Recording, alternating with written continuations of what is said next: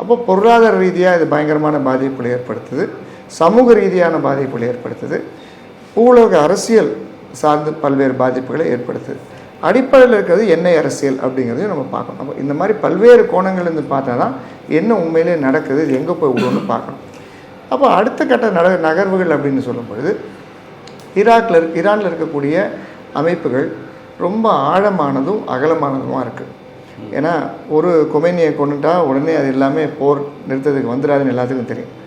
ஆட்சி மாற்றத்தை ரொம்ப துரிதமாக அமெரிக்கா எடுத்து செயல்படுறதை நம்ம பார்க்குறோம். ஆனால் ஆட்சி மாற்றம் எப்போ வரும் அப்படின்னா நேரடியாக அங்கே உங்கள் ஆட்சியாளர்கள் இருந்தால் தான். ஆப்கானிஸ்தானில் தான் நடந்தது. நேரடியாக உங்களுடைய படையினரும் இருந்தால் தான் அந்த ஆட்சி மாற்றத்தை கொண்டு வர முடியும். அது இல்லை அப்படின்னா யார் கையில் துப்பாக்கி இருக்கோ அவங்கள தான் ஆட்சியாக இருக்கும். அப்போ அந்த மாதிரியான அந்த அச்சுறுத்தல் ஆட்சிகள் தான் இருக்குமே தவிர பெரிய மாற்றங்கள் வராது. திரும்ப 1979க்கு முன்னாடி இருந்தது மாதிரி போகணும்னு நினைக்கிறோம் அப்படின்னா இப்போ இந்த முறையில் வெறும் சேட்டலைட்ஸ் வச்சுக்கிட்டு வெறும் விமான தாக்குதல் மூலமாகவும் ட்ரோன் தாக்குதல் மூலம் அழிப்பை ஏற்படுத்த முடியுமே தவிர ஆனால் மாற்றத்தை கொண்டு வர்றது மிக மிக சிரமம்.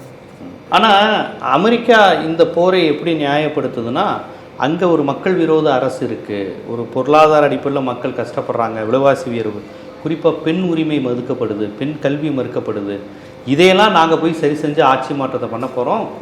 காமினியினுடைய மரணத்தை ஈரான் மக்கள் கொண்டாடுறாங்க, எங்களை ஆதரிக்கிறாங்க அப்படிங்கிற மாதிரியான ஒரு தோற்றத்தை தான் மேற்கத்திய ஊடகங்கள் ஈரான் போர் குறித்து மக்களுக்கு சொல்கிறாங்க. அது ஒரு சிலர் அந்த மாதிரியான பார்வையில் இருக்க தான் செய்கிறாங்க, இல்லைன்னு சொல்ல.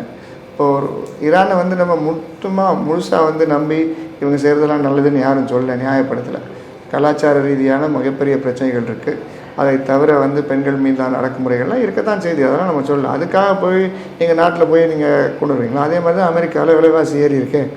இந்த அளவுக்கு விலைவாசி அமெரிக்காவுக்குள்ள ஈரான் போக முடியுமா? ஏன்னா அமெரிக்காவில் அவங்க சொந்த நாட்டு மக்களே 2 பேர்த்த கொண்டுட்டான்.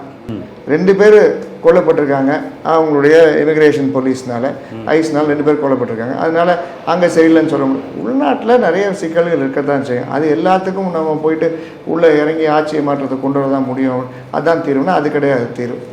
அதாவது ஈரானுங்கிறது அமெரிக்காவை பொறுத்த வரைக்கும் ஒரு நோயாக பார்க்குது அமெரிக்கா. ஈரானில் இருக்க ஆட்சியாளர்களை ஆள் மாற்றத்தை கொண்டு வர முடியுமே தவிர ஆட்சி மாற்றம் அப்படிங்கிறது அவ்வளோ சுலபம் கிடையாது.